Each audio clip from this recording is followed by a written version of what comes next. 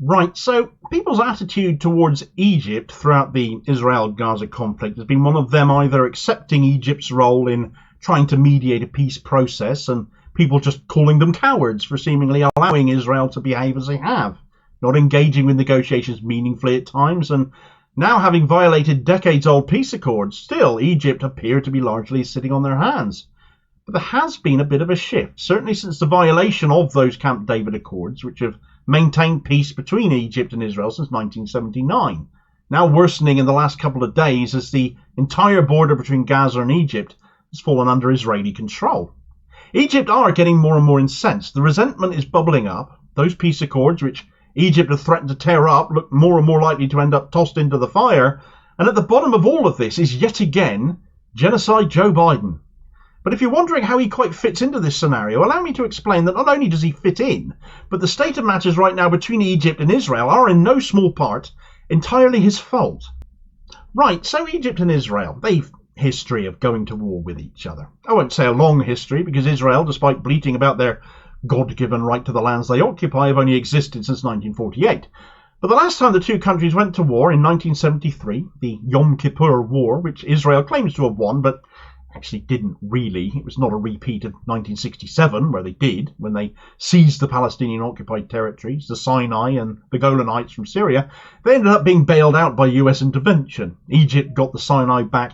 Peace accords between those two countries ended up being signed, and without Egypt partaking in military action going forwards, the rest of the Arab states didn't have enough clout to continue military aggression against Israel on their own. Israel, for its part, realised it would inevitably come a cropper if it kept engaging in warfare with the Arab states, and so the Camp David Accords ended up being signed in 1978, came into force in 1979 to keep the peace between the two countries. Well, it is now looking ropier than it has in, well, my lifetime, really, having come into the world in 1978 myself. But the reason Joe Biden is at fault here lies in the relations the US has with both Israel and Egypt. Now, I don't need to go into the relationship with Israel, I don't think. I think we've all got a pretty good idea of that by now. It appears to be utterly unconditional. How else do you describe a country that has just sat back and not only allowed a genocide to take place, but defend Israel all along in their right, apparently, to be doing it, to the point of threatening international courts of law if they dare try and prosecute them or any of the people in that government? The relationship with Egypt following the Camp David Accords should have been just as tight.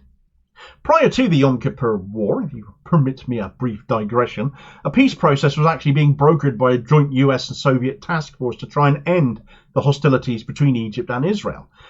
The war broke out in 1973, though, Yom Kippur, and that fell apart, in no small part due to the ignorance of Richard Nixon and Henry Kissinger, who thought war wouldn't break out whatsoever. They were wrong. In 1974, though, following Yom Kippur, through proper diplomatic channels, things were opened up again between Egypt and the US, in part due to a change in Egypt's leadership, which resulted in the US offering financial aid and US tech, as well as negotiate with other Arab states to break off aggressions with Israel and help Egypt actually foster a relationship going forwards with Israel. This US aid also came about because the new Egyptian leader, a moderate, Anwar Sadat, had approached the Soviets for help first, but the US deal was the sweeter one in the end. And you can perhaps argue that Sadat played the US and played to their Cold War proclivities here to some extent. But it all ended up with those Camp David peace accords eventually being signed in the late 70s, overseen by the then administration of Jimmy Carter. So back in the late 70s, the US was seen as even-handed regarding Israel and Egypt. The problem with Joe Biden, the reason tensions are now rising to the point Egypt may go to war with Israel again after 45 years of peace, is because the US are now clearly seen to have taken one side against the other, and the peace accords be damned. Biden is all in with Israel. That is not news.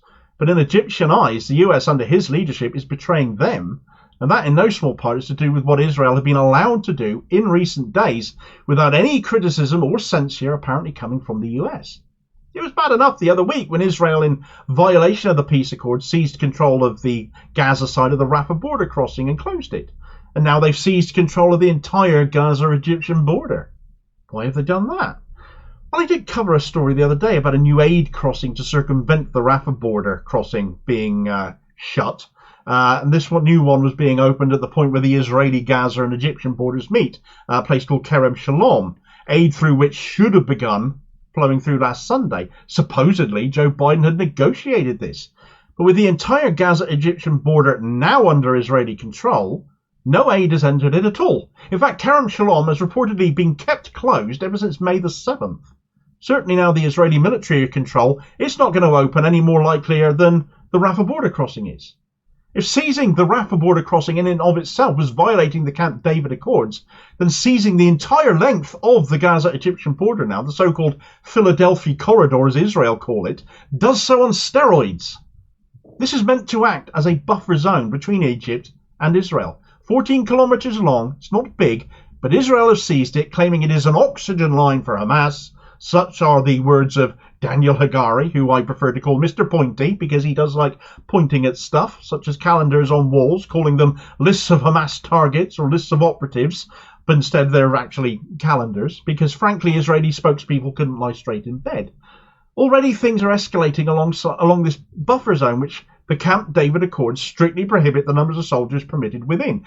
But with the IDF now having taken what they call operational control, whatever that means, of this corridor, reports of an Egyptian soldier already now having come in as having been killed, with more shooting now kicking off between the two nations. And it's all because Israel is somewhere, well, I say it's somewhere Israel shouldn't be. That counts for the whole of Gaza, of course. But as far as the peace accords go, it's this buffer zone. At a political level, things are souring now too following that. And this is bad news not just for Biden, but for peace as a whole in the region. Egypt, having had peaceful relations with Israel for the last 45 years, are as good as you can find, as experienced as you can find in their ability to negotiate with Israel. This is why they've been key players in all negotiations so far, many of the talks having taken place in Cairo between Israel and Hamas. But that could be all out of the window. In fact, it'll be gone, done and dusted if Egypt now go to war with them based on their actions and the fact that the US, who are supposed to be Egypt's allies as well, appear to have blatantly chosen to side with Israel and not them, despite relying on Egyptian negotiators and their intelligence, and that these will be crucial going forwards to the new peace deal Biden's now proposing, that is getting a fair bit of press at the moment, though you'll note that despite Hamas having agreed to the last peace deal and it being Israel that pulled the plug, it's Hamas being told in all the media that they must accept it. I smell a rat with this entire deal, but I'm not going to go into that in this video here. At any rate, though, that peace deal is a pipe dream if Egypt pull the plug on the peace accords and are partaking in any peace process because of Biden taking sides. And don't just take my word for that. Here's an excerpt from Middle East Eye from yesterday, spelling it out. The Biden administration's near unconditional support for Israel's war on Gaza is stoking resentment towards the US amongst Egypt's powerful defense establishment, complicating the administration's bid to revive ties between Cairo and Israel to reach a Gaza ceasefire.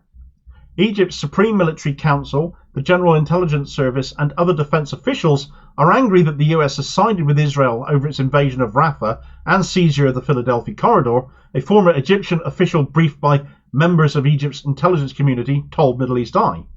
Within the defense and intelligence establishment, Camp David is dead, the former official said, referring to the 1978 accords that laid the foundation for a peace treaty between Israel and Egypt a year later, underwritten by the US Riccardo Fabiani at the International Crisis Group, described US-Egypt ties at the moment as triangular. The tensions between Egypt and Israel on the Gaza border are effectively fueling tensions between the US and Egypt. Now, I began this video by saying it is Egypt threatening to toss the Camp David Accords into a fire, but really this is being done by the nation that actually brokered the Accords in the first place, the US. Because nothing, absolutely nothing, seems to matter more to Joe Biden than Israel.